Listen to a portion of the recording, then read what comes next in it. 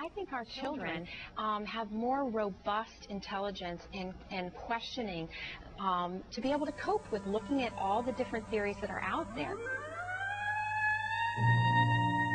Looking at all the different theories that are out there.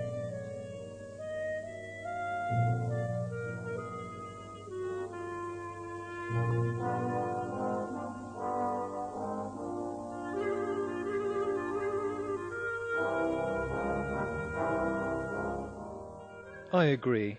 I wish there was time for children to learn all the different theories. They were shaped by extraordinary people who decided to observe the stars, the rocks, life, heat, light and matter with open minds. They made conclusions based on evidence, not their religious beliefs. Surely the knowledge they've handed down to us will never be kept from our children.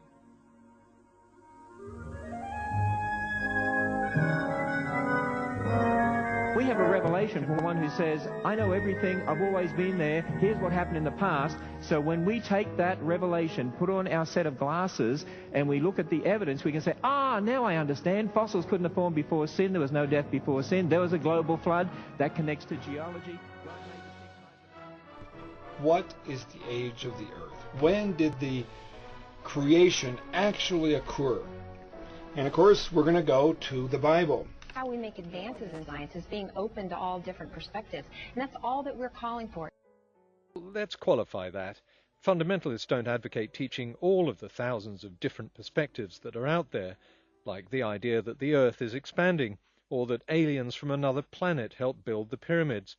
What they want is to be able to teach just one different perspective, and the fundamentalist lobby is running a well-targeted campaign to convince parents, not just in the United States, but also in other countries, of two things: that creation science and intelligent design are science, and that there's a real debate about our origins going on within the scientific community.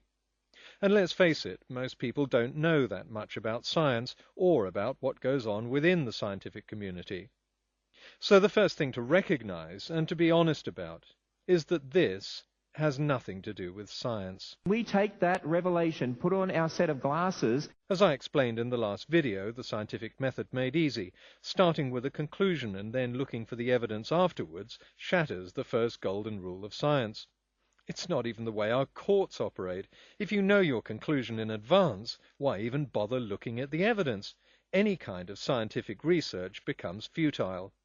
This is so obvious even to non-scientists that advocates of creation science soon realized it wasn't a great way to break into the science curriculum, so the label was dropped in favor of something that was much vaguer, but sounded more thoughtful.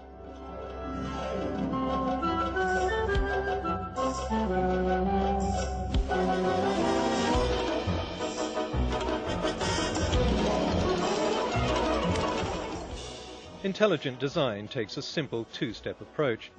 Find something complicated that we don't yet understand, and conclude that because we don't understand it, the best explanation is to assume the work of an invisible being, or to put it in a way that sounds a little more scientific, an intelligent designer.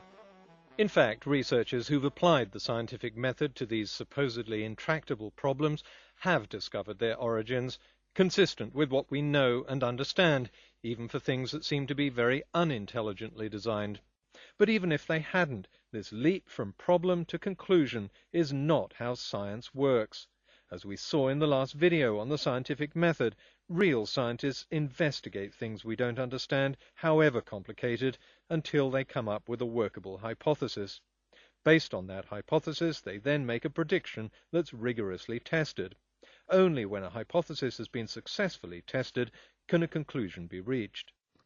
Advocates of intelligent design aren't prepared to make predictions, let alone test them, so it's not science. Maybe not even a hypothesis, because intelligent design doesn't explain the process by which organisms were designed and made. It would be just as useful to say it all happened by magic. So the two sides of this supposed debate are beginning to look decidedly unequal. The theory of intelligent design isn't a theory at all, it's an untested idea. And we never include untested ideas in the school science curriculum, not only because they haven't been reviewed or verified or derived by the scientific method, but because there are so many untested ideas out there that fill the entire science curriculum. As for the notion that the scientific community is divided, okay, on one side we have biologists, including many Christian, Muslim, Jewish and Hindu biologists who accept evolution, and on the other side we have biologists who believe in intelligent design. So the scientific community isn't divided over this question at all. There's an overwhelming consensus. The people who are calling for their ideas to be injected into the science curriculum are outside the scientific community and are happy to display a breathtaking ignorance of the subject they're tackling. Somehow, that mud found a way to grow, reproduce, swim, crawl. Somehow this happened? If Ben Stein is going to disagree with the theory of evolution, at least he has to understand how it works. People like Stein may have fallen asleep in biology class, but there's no excuse for denying our children a decent science education, insisting instead that they dumb down to our level of ignorance. And should we really be telling children that if they come up against a problem as scientists, they shouldn't try to investigate or resolve it? It's okay to assume it's the work of an invisible being. How far would that have got us in the last 500 years? In the 16th century, this was a key piece of evidence for intelligent design. There was simply no way to explain it. How could each colour know where it had to go in the rainbow, and how did they all know how to form a perfect semicircle together? The only way these colours could be put into such a perfect and regular pattern is if an intelligent designer was arranging them. Intelligent design, like creation science, makes scientific research futile, and not just in the field of biology. Intelligent design advocates like Kent Hovind define evolution as everything from the unfolding of the universe to the deposition of sedimentary rocks. Cosmology, geology, physics, archaeology, anything that goes against the literal interpretation of the Bible is under threat.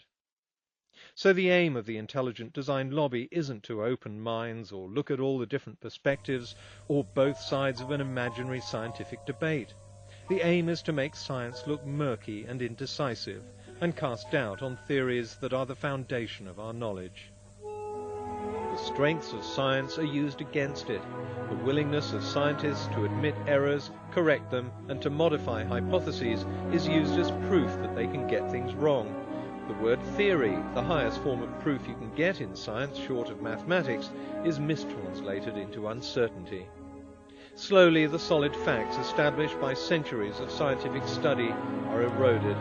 If untested hypotheses are taught alongside verified theories, we're reducing the idea of science to just a barrowload of ideas and asking children to sort out for themselves which are facts based on evidence and which are conjecture.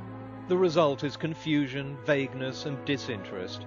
We're not opening young minds, we're emptying them. The intrusion into science teaching threatens a number of countries, but none more so than the United States. 100 years ago, the USA was admired as a technological powerhouse. In the technologies of the 20th century, the United States was unsurpassed.